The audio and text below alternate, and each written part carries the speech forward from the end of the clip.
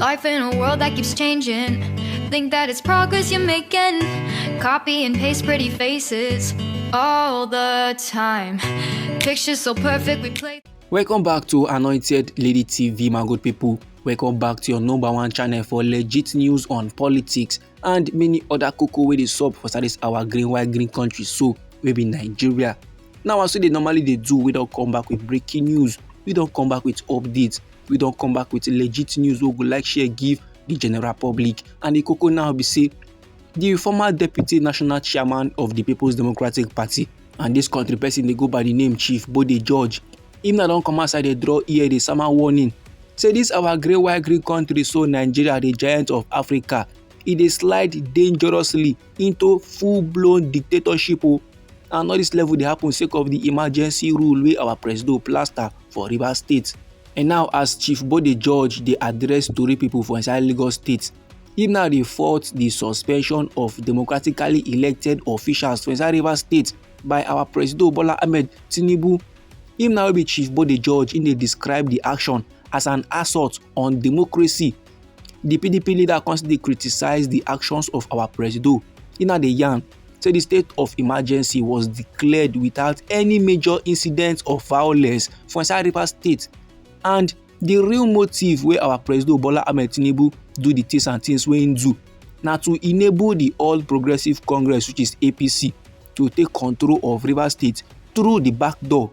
And no be lie, my good people, our president Bola Ahmed Tinubu, the 001 for inside nation Nigeria, for inside last week, he been seek for the approval of the National Assembly for some appointments for inside Rivers State. And these appointments they include a chairman and 6 members for the Rivers State Independent Electoral Commission. Now these nominees were proposed by the retired Vice Admiral Ibok Et Ibas, the sole administrator of the state, which is nominated by our president Bola Ahmed Tinubu after he gave men suspension for inside Rivers State. And now reacting to all these levels, so Chief Bode George they describe the appointment as problematic. Take of say the appointments are being made by an administrator, man wey according to Chief Bode George enter office illegally. Now according to how they talk take come outside from the mouth of the PDP chieftain, he say our president Bola Ahmed Tinubu insistence on this appointment they reveal a troubling disregard for democratic principles. This move they raise serious concerns about the concentration of power and it undermine the very fabric of our democratic institutions, and it suggests a calculated effort to bypass accountability and manipulate state functions at a time where we say people voice should be paramount, at a time where we say now people voice now men supposed to dey lis ten. Chief Bode George now they challenge the authority of our president Bola Ahmed Tinubu to go dey suspend democratically elected officials while recalling past criticisms by Tinubu himself against former president Goodluck Jonathan. Now according to how Intel yarn this level, he say our president Bola Ahmed Tinubu, if to say now for inside the year 2013, him now for the accused Goodluck Jonathan, somebody wey no even remove Shetima and others from office. Yet, if for the accused Goodluck Jonathan say in the set in motion a chain of events, and the end of that chain, nobody go fit predict am. So if Bola Ahmed Tinubu go fit accuse Goodluck Jonathan that year, ama wear him now during his own regime, wetin you want make people talk, wetin you want make people do, as him now don't proceed go dey suspend democratically elected governor plus his deputy and even lawmakers.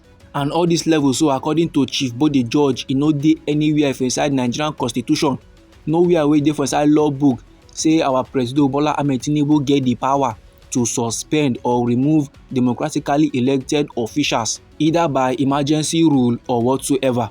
And then the PDP chieftain no be Chief Bode George, he now come dey condemn the National Assembly their approval of the emergency rule by voice vote.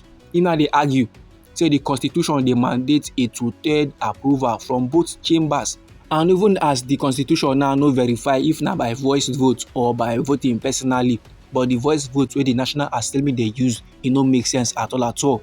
So Chief Bode George now come dey urge our president Bola Ahmed Tinubu to make him reconsider his actions because countrymen dey suffer. And even as countrymen dey suffer, even as Nigerians now dey see shege pro max almost on a daily, These operators, they don't even care, they don't even look like person wey send anybody papa. If they don't apply the brakes now, the wrong direction na where men dey head o, and this go lead to a political collapse. Men gats do the needful, men gats revise, amend their ways, correct the wrongs and make sure say everything nice. Do am in the interest of the general public, do am in the interest of the men wey vote men into power. Dis my good pipu na the remarks of the former deputy national chairman of the People's Democratic Party, and him dey go by the name Chief Bode George. Him now once again don come outside come drop his point of view give the general public.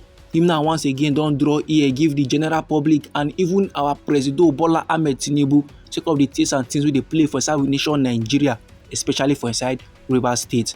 And the reason why things be so for inside Rivers State na sake of the political beef, the quarrel wey dey between two mature men, and that mature men na the suspended governor of Rivers State and his predecessor, his political father, the man wey be the minister of the Federal Capital Territory, and that na Chief Nyesom Wike. That beef now don escalate to the extent wey be say things and things come dey go wrong.